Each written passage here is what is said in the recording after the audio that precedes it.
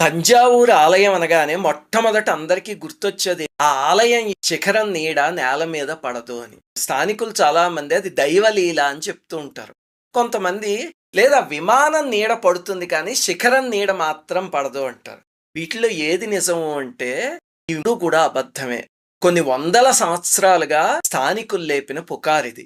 ఆ విమానం నీడ నేల మీద పడుతుంది. అలా పడినప్పుడు కొంతమంది తీసిన ఫోటోలు కూడా ఇదిగో ఇక్కడ చూపిస్తున్నాను చూడండి. ఆ సాక్ష్యం ఉంది. మరైతే ఈ పుకారు ఎలా వచ్చింది అంటే ఈ ఆలయం కట్టాక రాజుగారు శిల్పుల్ని అడిగారట. ఇంత పెద్ద విమానం నిర్మించారు అది కింద పడదు కదా అని. అంటే అది కింద పడడం ఏంటి మహారాజా దాని నీడ కూడా పడదు అన్నారట చమత్కారంగా.